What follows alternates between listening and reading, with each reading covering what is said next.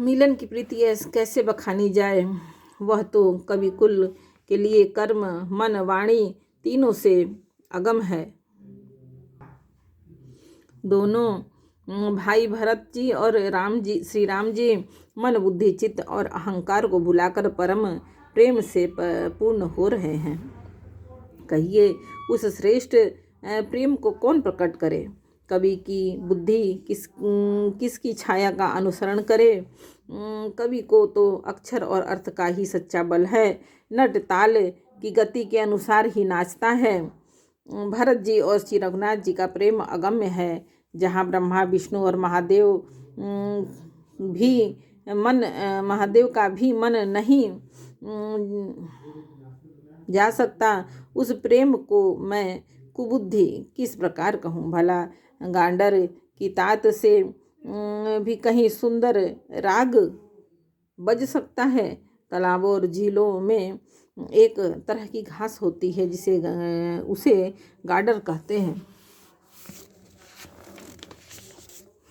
भरत जी और श्री रामचंद्र जी के मिलने का ढंग देखकर देवता भयभीत हो गए। उनकी धुकधुकी धड़कने लगी और देव गुरु बृहस्पति ने समझाया। तब कहीं वे मूर्ख चेते और फूल वर्षा का प्रशंसा करने लगे। फिर श्री रामचंद्र जी प्रेम के साथ शत्रुघ्न से मिलकर के तब केवट निषाद राज से मिले। प्रणाम करते हुए लक्ष्मण जी से भरत जी बड़े ही प्रेम से मिले।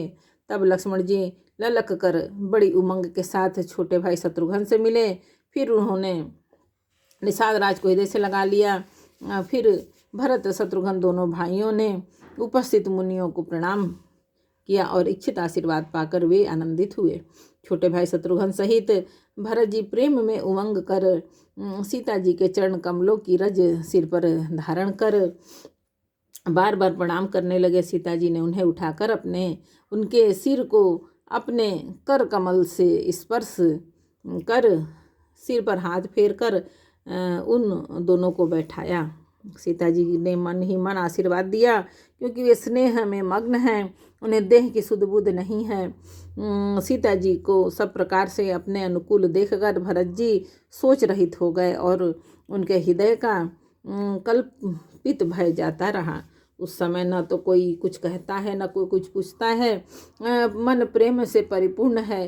वह अपनी गति से खाली है, अर्थात संकल्प विकल्प और चालक से शून्य है। उस अवसर पर केवट निषाद राज धीरज धर और हाथ जोड़कर प्रणाम करके विनती करने लगा।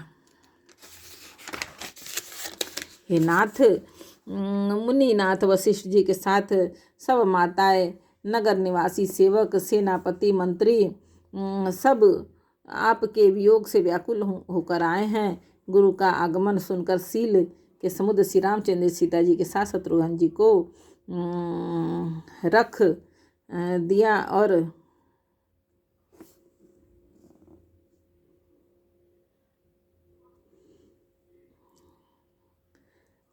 विपरम धीर धर्म धुरंधर दीन दयालु श्री रामचंद्र उसी समय वेग के साथ चल पड़े। गुरु जी के दर्शन करके लक्ष्मण सहित प्रभु श्री रामचंद्र जी प्रेम में भर गए और दंडवत प्रणाम करने लगे। मुनि श्रेष्ठ वशिष्ठ जी ने दौड़कर उन्हें हृदय से लगा लिया और प्रेम में उमंग कर वे दोनों भाइयों से मिले। फिर प्रेम की से पुलकित होकर केवट निषाद राज ने अपना नाम लेकर दूर से ही वशिष्ठ जी को दंडवत प्रणाम किया। ऋषि वशिष्ठ जी ने राम सखा जानकर उनको जबरदस्ती हृदय से लगा लिया, मानो जमीन पर लौटते हुए प्रेम को समेट लिया हो। श्री रघुनाथ जी की भक्ति सुंदर मंगलों का मूल है। इस प्रकार कहकर सराहना करते हुए देवता आकाश में फूल बरसाने लगे और कहने लगे कि जगत में इनके समान सर्वथा नीच कोई नहीं और वशिष्ठ जी के समान बड़ा कौन है। जिस निषाद को देखकर मुनिराज वशिष्ठ जी लक्ष्मण जी से भी अधिक उससे आनंदित होकर मिले, तब सब सीतापति श्री रामचंद्र जी के भजन का प्रत्यक्ष प्रताप और प्रभाव है। दया के खान सुजान भगवान श्री रामचंद्र जी सब लोगों को दुखी मिलने के लिए व्याकुल जाना। तब वे जिस भाव से मिलने का अभिलाषी था जब तब जो जिस भाव से मिलने का अभिलाषी था उस प्रकार का रुख रखते हुए उसकी रुचि के अनुसार उन्होंने लक्ष्मण जी सहित पल भर में सब किसी से मिलकर उनके दुख और कठिन संताप को दूर कर दिया। श्री रामचंद्र जी के लिए यह कोई बड़ी बात नहीं है।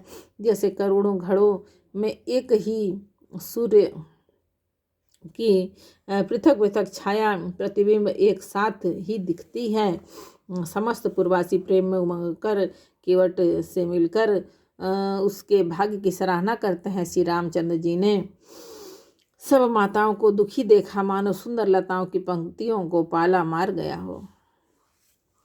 सबसे पहले राम जी के कई से मिले, अपने सरल स्वभाव तथा भक्ति से उसकी बुद्धि को तर कर दिया। फिर चरणों में गिरकर काल कर्म और विधाता के सिर दोष मढ़कर श्री रामचंद्र जी ने उनको सांत्वना दी। फिर श्री रघुनाथ जी सब माताओं से मिले, उन्होंने सबको समझा बुझा करके संतोष कराया कि हे माता, जगत ईश्वर के अधीन है, किसी को भी दोष नहीं देना चाहिए। फिर दोनों भाइयों ने ब्राह्मणों की स्त्रियां सहित जो भरत जी के साथ आई थीं, गुरु जी की पत्नी अरुंधति की चरणों की वंदना की और उन सबका गंगा जी तथा गौरा जी के समान सम्मान किया। वे सब आनंदित होकर कोमल वाणी से आशीर्वाद देने लगे। तब दोनों भाई पैर पकड़कर सुमित्रा जी के गोद में जा चिपटे, मानो किसी अत्यंत दरिद्र को संपत्ति से भेंट हो गई हो। फिर दोनों भाई माता कौशल्या के चरणों में गिर पड़े। प्रेम के मारे उनके सारे अंग शिथिल हैं। बड़े ही स्नेह से माता ने उन्हें हृदय से लगा लिया और नेत्रों से बहे हुए प्रेमाश्रु के जल से उन्हें नहला दिया। उस समय के हर्ष और विषाद को कभी कैसे कहे, जैसे गूंगा स्वाद को कैसे बतावे। श्री रघुनाथ जी ने छोटे भाई लक्ष्मण जी सहित माता कौशल्या से मिलकर गुरु से कहा कि आश्रम पर पधारिए। तदंतर मुनीश्वर वशिष्ठ जी की आज्ञा पाकर अयोध्यावासी सब लोग जल और थल का सुविधा देख देख कर उतर गए। ब्राह्मण, मंत्री, माताएं और गुरु आदि गिने चुने लोग के साथ लिए हुए भरत जी, लक्ष्मण जी और श्री रघुनाथ जी पवित्र आश्रम को चले। एक बार बोलो रामायण मैया की जय। अयोध्या कांड का 5 दोहा समर्पयामि। जय श्री राम जानकी भगवान।